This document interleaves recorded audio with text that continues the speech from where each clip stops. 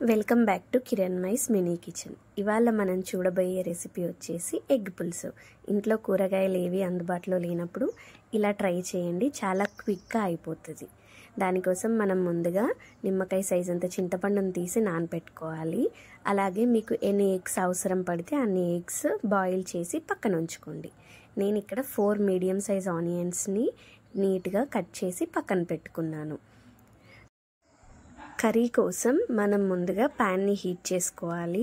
Flame అనేది లో to medium ఫ్లేమ్లోకి adjust చేసుకోండి.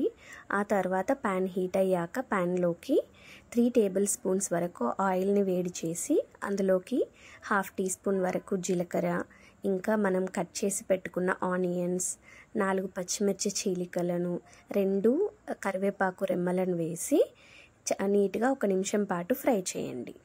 ఆనియన్స్ అనేటివి మగ్గడానికి కొంచెం 1/2 టేబుల్ స్పూన్ వరకు సాల్ట్ని వేసి చక్కగా ఫ్రై చేయండి.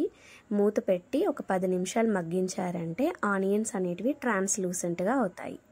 ఇలా ట్రాన్స్లూసెంట్గా అయ్యాక అందులోకి 1/2 టేబుల్ స్పూన్ వరకు అల్లం వెల్లుల్లి పేస్ట్ని వేసి పచ్చివాసన పోయేంత వరకు ఫ్రై చేసుకోండి.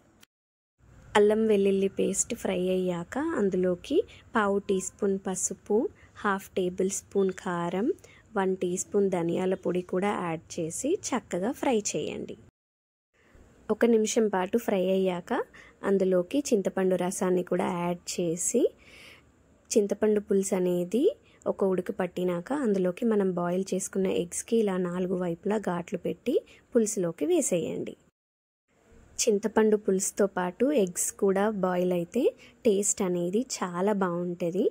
అందులోకి మనం టేస్ట్ చూసుకొని ఉప్పుని కారాన్ని అడ్జస్ట్ చేసుకోవచ్చు ఈ స్టేజ్లో. ఆ తర్వాత ఫైనల్గా మనం తరిగి పెట్టుకున్న కొత్తిమీరని కూడా యాడ్ చేసి పులుసు కన్సిస్టెన్సీ చూసుకొని దింపేయడమే. ఎంతో టేస్టీగా, చాలా క్విక్గా 20 మినిట్స్లో అయిపోతుందండి ఈ కర్రీ. టేస్ట్ కూడా చాలా బాగుంటుంది. మీరు ట్రై చేసి ఎలా కుదిరిందో కమెంట్ చేయండి.